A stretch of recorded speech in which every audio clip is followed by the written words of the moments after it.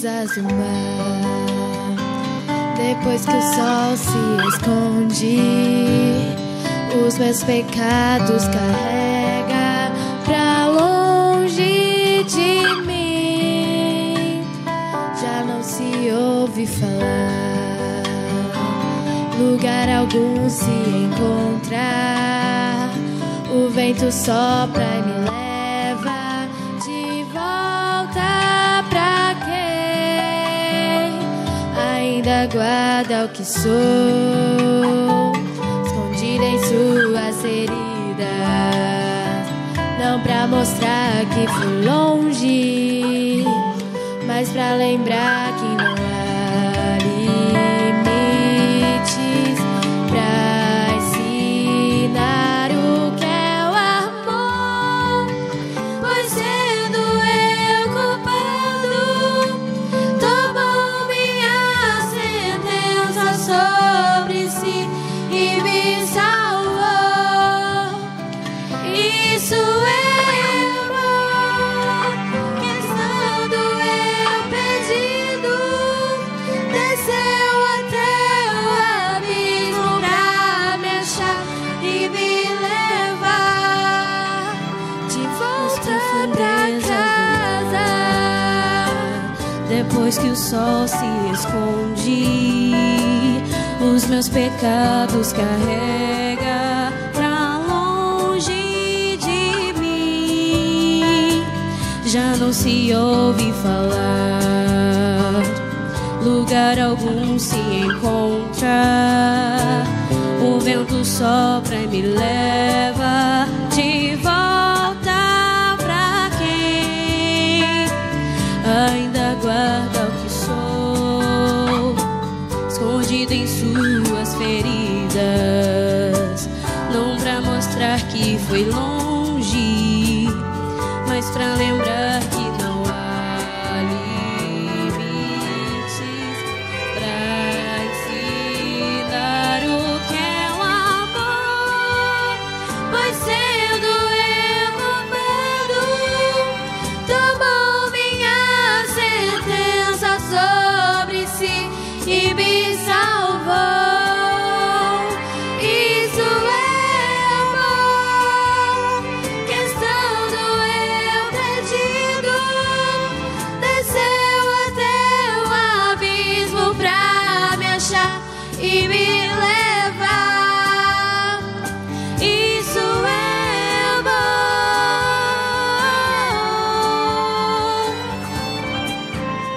desceu até o abismo pra me achar e me levar de volta pra casa, de volta pra vida, de volta pra tudo que eu perdi, mas recebi de Deus.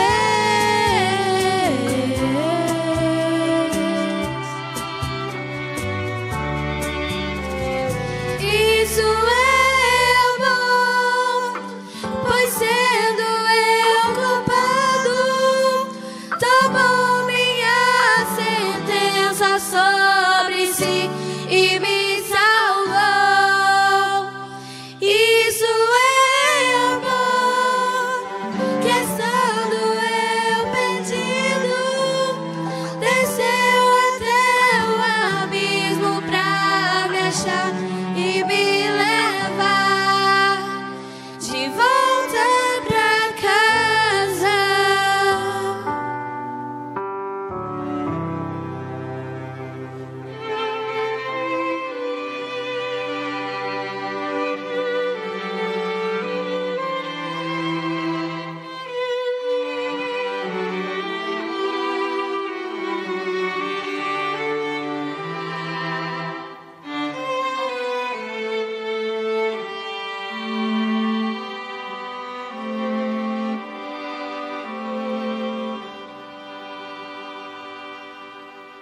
Amém.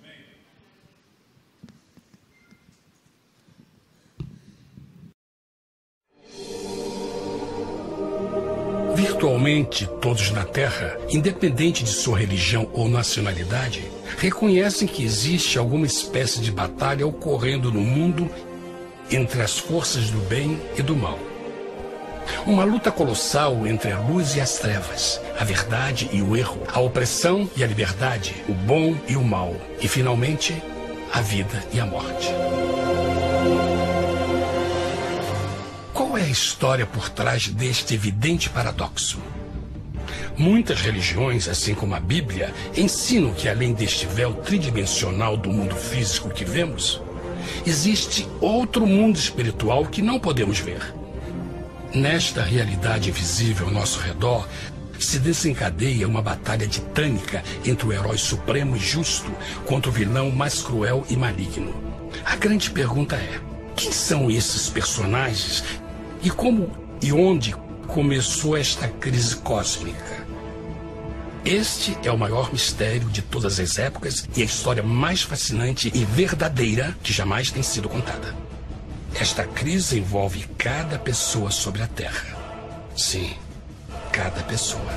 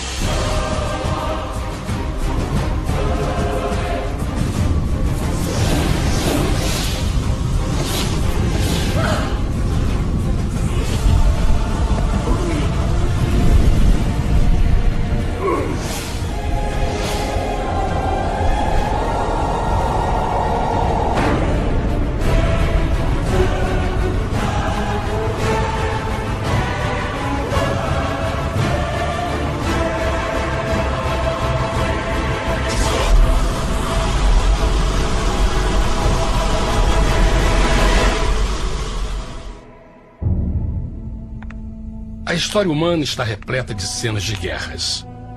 E todas as pessoas já experimentaram conflitos. Mas para entender a origem do mal, devemos viajar ao passado para a Primeira Guerra do Universo. Porque esta guerra não aconteceu na Terra. Antes que o nosso mundo existisse, houve uma guerra no céu. Mesmo as palavras guerra no céu soam como uma contradição. É quase inimaginável para nós que pudesse haver batalhas e conflitos entre as criações de Deus no paraíso. O que pode ter causado este conflito celestial? Graças a um livro antigo chamado Bíblia, temos detalhes suficientes para poder juntar as peças e desatar os nós. Mesmo que trágica, é uma extraordinária e bela história de amor que vai desde o princípio dos tempos até tocar pessoalmente a você, a mim e a cada indivíduo na Terra. Nossa história começa há muito tempo atrás na capital do universo. Em um lugar chamado Céu, que estava repleto de seres angelicais que amavam fazer a vontade de Deus.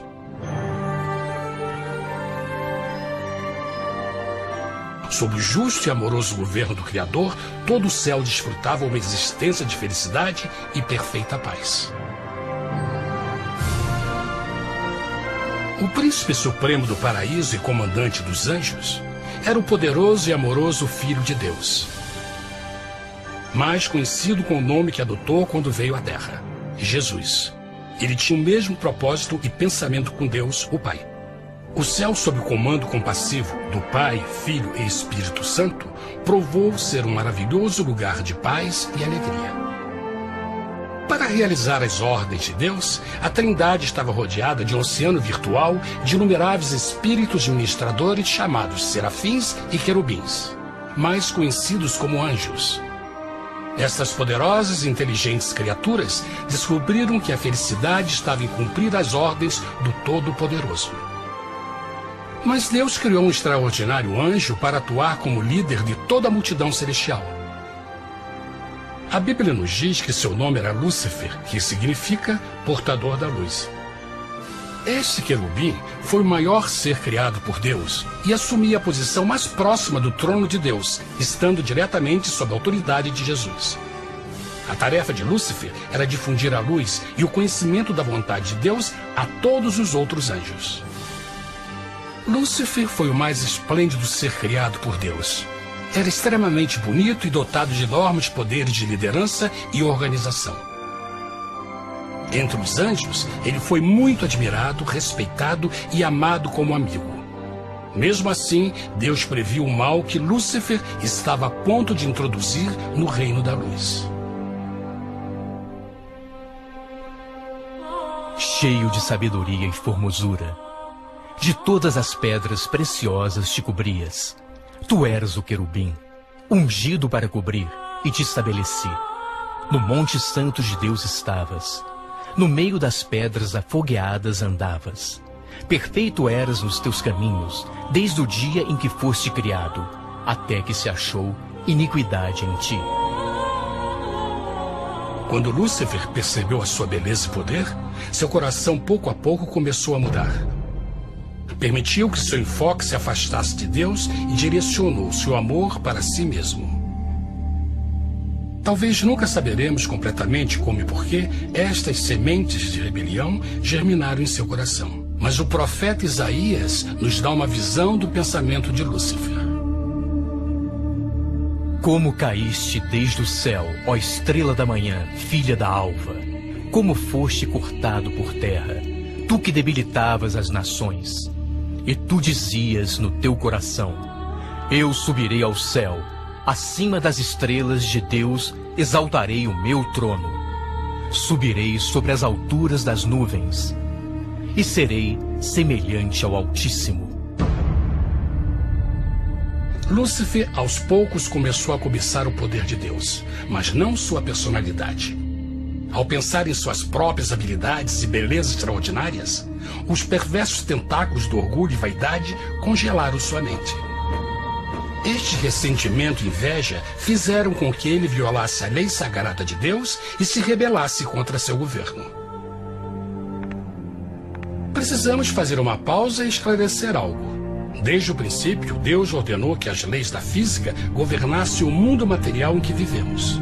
Sem essas leis naturais, o universo seria um caos. Do mesmo modo, as leis morais de Deus sempre têm dado segurança e estabilidade ao cosmos. Alguns pensam que os 10 mandamentos não existiram, até que o Senhor os entregou a Moisés no Monte Sinai. Mas as Escrituras nos ensinam que os princípios das leis de Deus sempre existiram por toda a eternidade, pois são a base fundamental de seu reino de amor. Seguros todos os seus mandamentos, permanecem firmes para todo sempre, e são feitos em verdade e retidão. Os 10 mandamentos são um resumo das características de um Deus de amor. Os primeiros 4 mandamentos descrevem quem é Deus, seu poder, seu território e autoridade.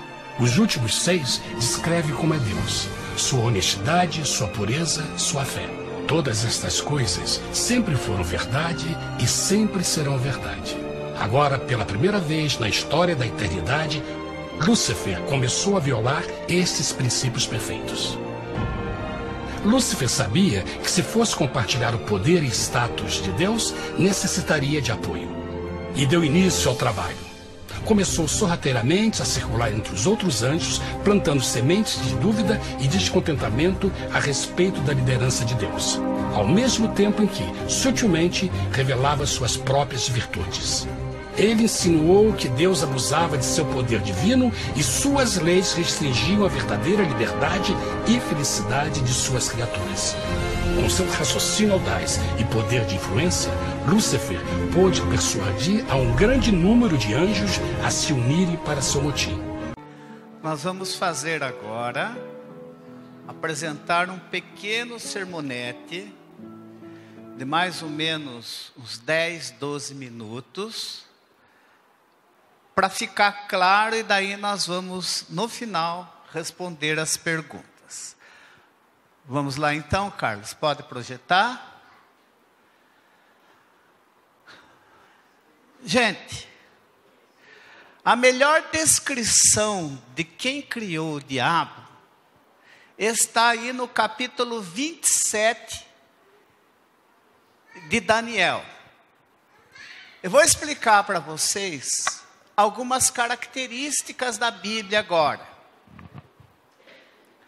A poesia hebraica é diferente da nossa poesia. A nossa poesia é assim: batatinha quando nasce, esparrama pelo chão. Menininha quando dorme, põe a mão no coração. Na poesia hebraica não existe rima. Então, quando você pega a Bíblia no original, você tem textos que são descrição e tem textos que são escritos em forma de poesia hebraica. Por exemplo, esse capítulo 27 de Ezequiel, que começa falando do rei de Tiro, mas depois revela quem está por detrás do rei de Tiro, que é o próprio Satanás, ele usa a poesia hebraica do quiasma. Ele é parecido com um X, está vendo? E a poesia hebraica, ela não tem rima. Ela diz a mesma coisa com palavra diferente. E depois chega à conclusão no meio do verso. Olha lá. Então, daqui para cá, a condição após ser expulso, do versículo 17 e 19. Dos versículos 12 até o 15, antes de ser expulso. Olha como é que é a poesia. Como é que a poesia começa falando? Que Satanás, Lúcifer era querubim da guarda ungido. Foi estabelecido por Deus no Monte Santo. Brilhava entre as pedras. Pedras é ali uma expressão para o Monte Sião, que é a sede do governo de Deus. E perfeito era nos teus caminhos. Então a primeira parte da poesia falou da condição de Lúcifer antes do pecado. Chama-se paralelismo de contraste. Agora veja a segunda parte. O querubim da guarda, você vai perecer. Você vai ser lançado fora do monte das pedras, no monte de Deus, porque no meio das brilhas da pedra se achou o quê? Iniquidade em ti. Essa é a forma da poesia hebraica. Tem poesia de contraste, de paralelismo, de sinônimo. É muito lindo a poesia hebraica, gente. Quando você estuda o livro de Salmos, Provérbios, certos, o livro do Apocalipse é todo escrito de forma poética. É muito bonito quando você faz esse esquema. Então Ezequiel, capítulo 27, é a melhor descrição da Bíblia a respeito da origem do mal. O texto de Daniel diz que Deus criou Lúcifer de que forma? Qual que é a palavra-chave no F? O primeiro F aí. Perfeito era nos seus caminhos. Deus não criou Satanás. Porque com a vinda do mal, muitas pessoas pensam pelo menos 3 coisas. Primeiro, Deus não existe. A maior parte das pessoas, quando olha para o mal que reina no nosso planeta, na nossa vida, diz: Deus não existe. Se existisse, não existia isso daí. Outros já dizem o seguinte: Deus existe, mas não se importa. Ele não está nem aí. Ele criou e olha, largou aí para que as pessoas se virem.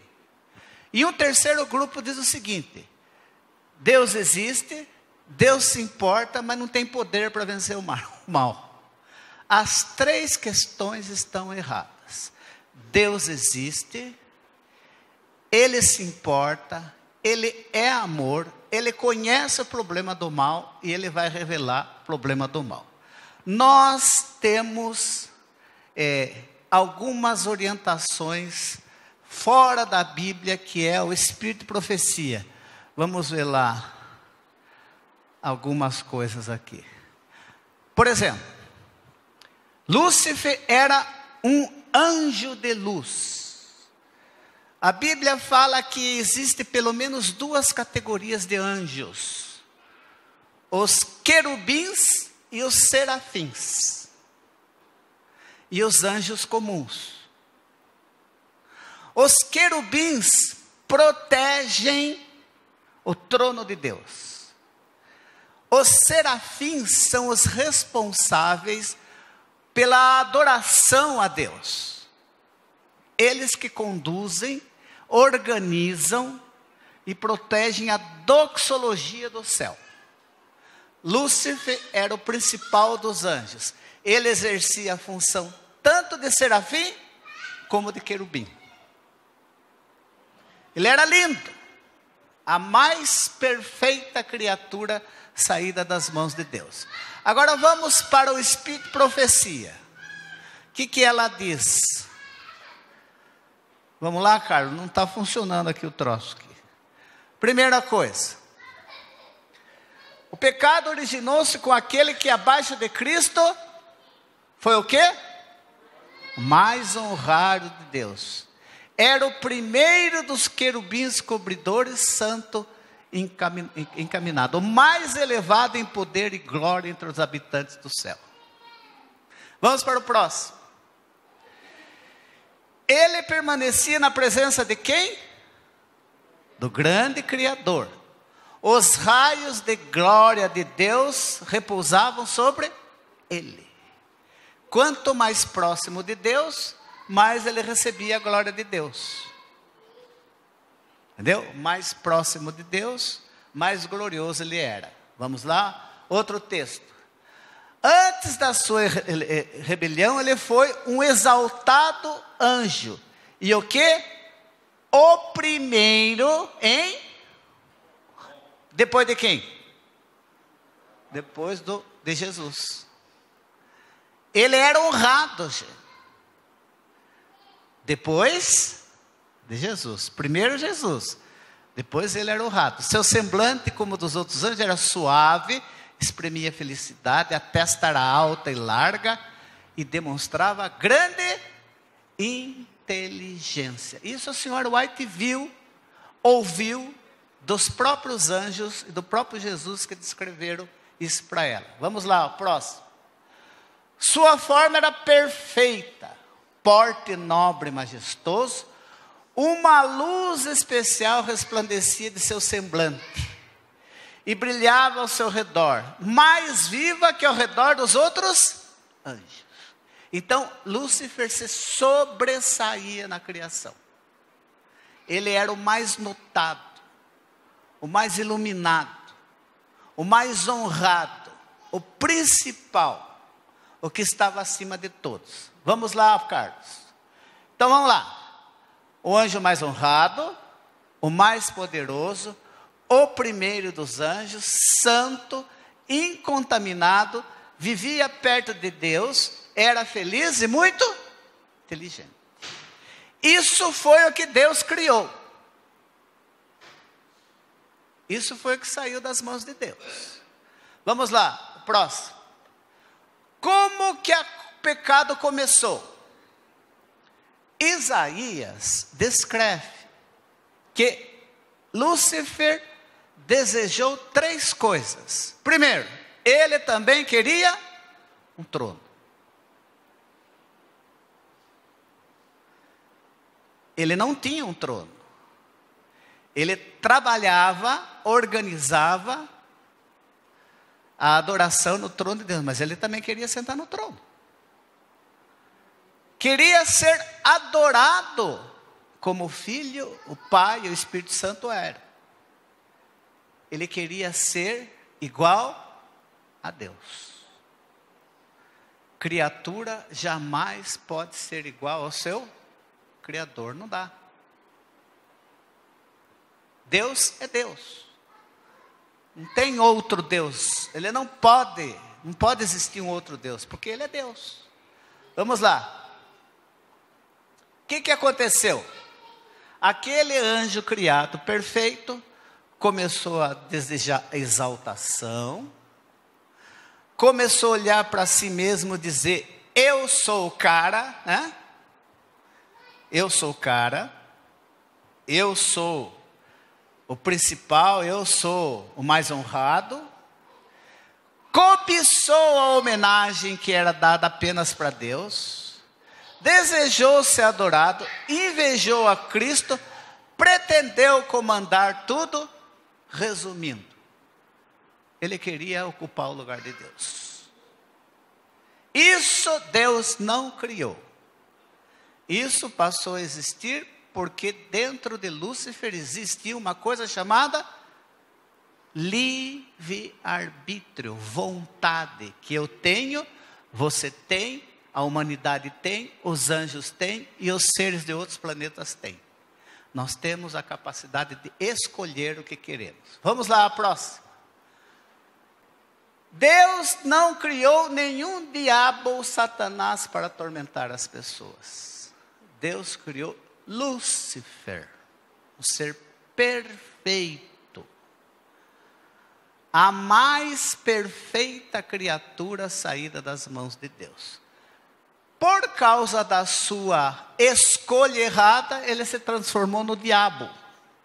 Essa expressão diabo vem do latim diabolos, que significa lançado para fora.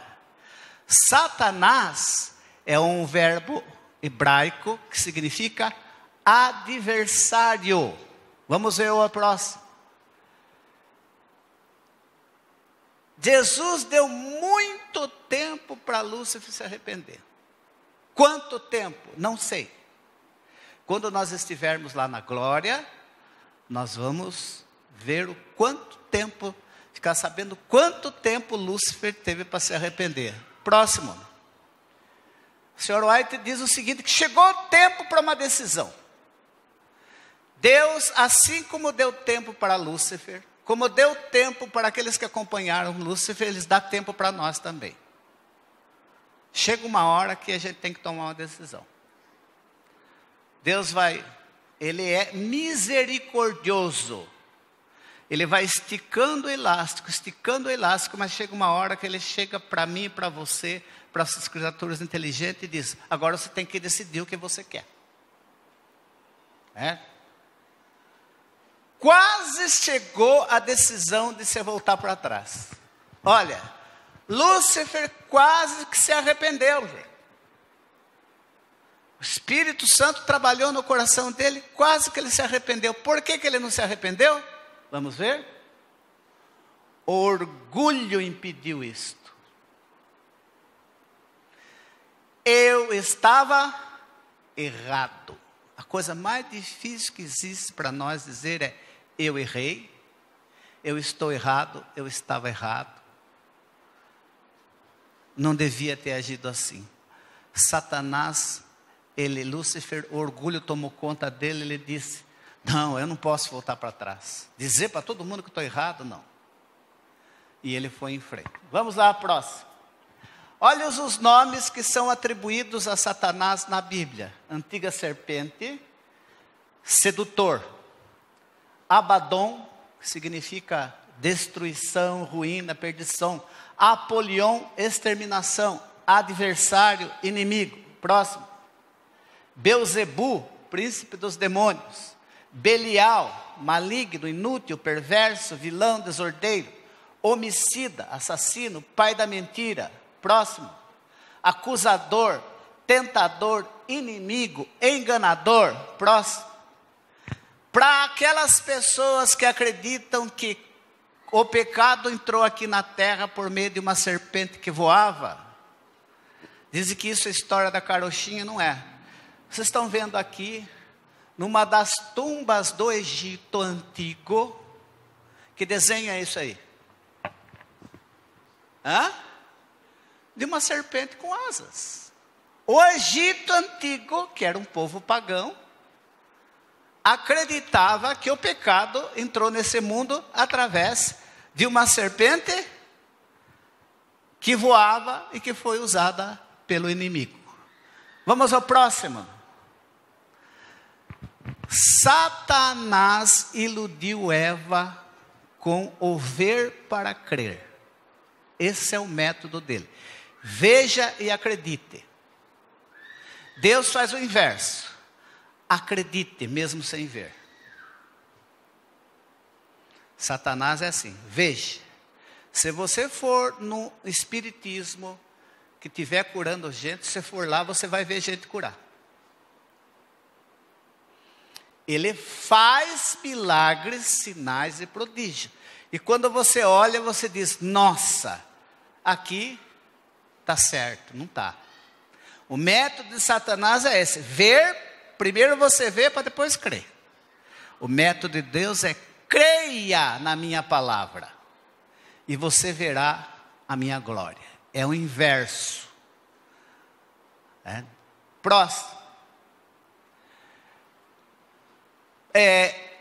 Adão e Eva tiveram que ser expulsos do paraíso, porque senão eles seriam o quê? Pecadores eternos. Não foi um ato de crueldade da parte de Deus. Vocês imaginaram se Adão e Eva estivessem vivos até hoje?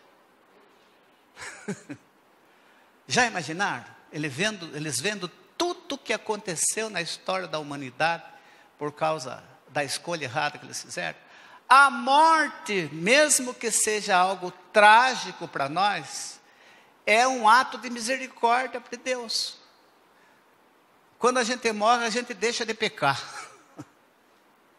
Para de pecar. E para de sofrer também. Próximo. A pior consequência do pecado é a morte. Essa semana eu perdi meu cachorrinho de 12 anos. Como foi duro ver ele morrer, gente. Se separar daquele cãozinho. Eu falei, meu Deus, por que tem que ter morte nesse planeta? Até um animalzinho afeta a gente, né? E não adianta. Se você for crente, você morre. Se você for descrente, você morre. Se for homem, você morre. Se for mulher, você morre. Se for velho, você morre. Se for criança, você morre. Se for jovem, você morre. Nós estamos falando aqui, em média, morrem 200 mil pessoas por dia.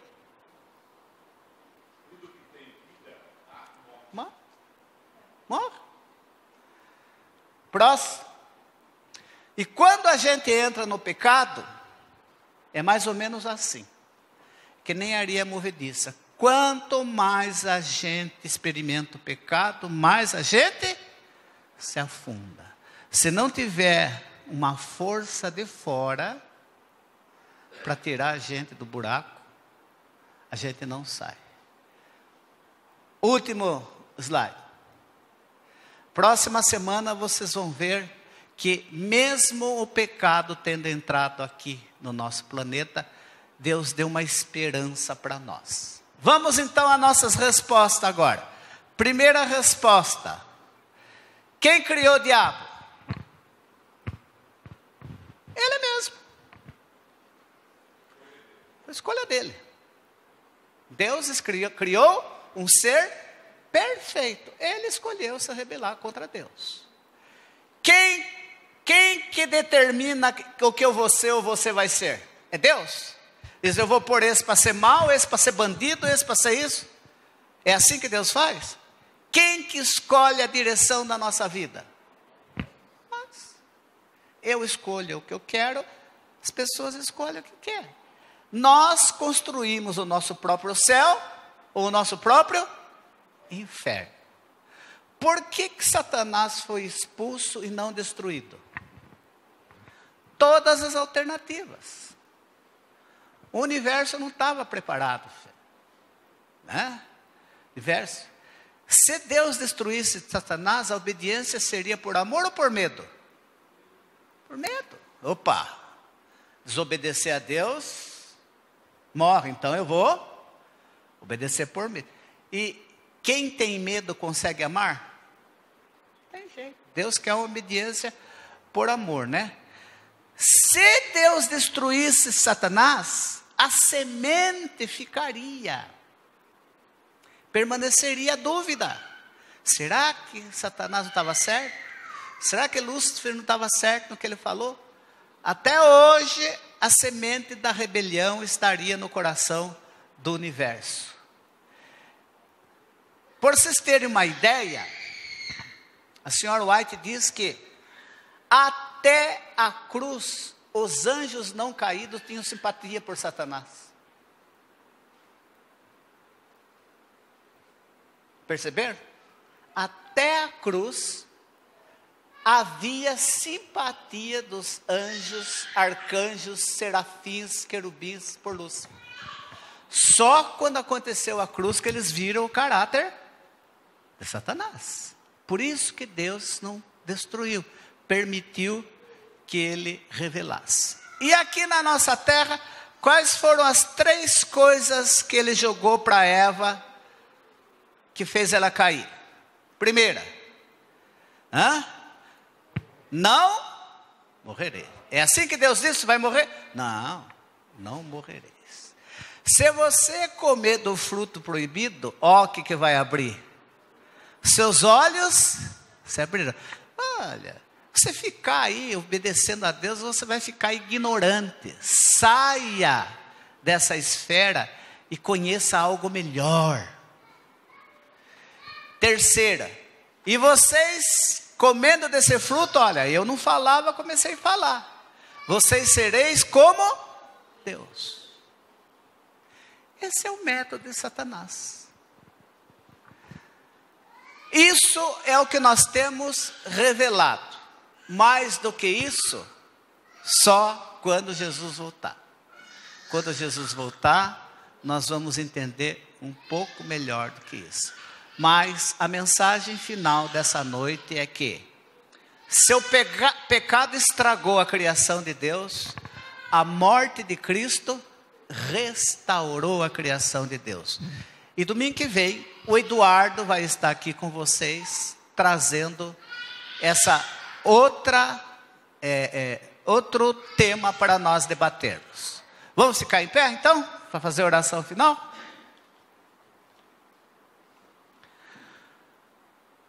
Querido Pai, te agradecemos pelos momentos que aqui ficamos estudando a Tua Palavra. Que o Senhor nos ajude a entender o quanto que o mal é cruel, o quanto que é estúpido se afastar da Tua vontade. E capacita-nos, ó Deus, para que durante esta semana, todos nós possamos viver de acordo com a Tua vontade. Agora nós vamos voltar para os nossos lares, que o Senhor nos acompanhe com os Teus santos anjos, nos proteja, dê-nos uma boa noite de repouso, uma semana abençoada, em nome e por amor de Jesus. Amém.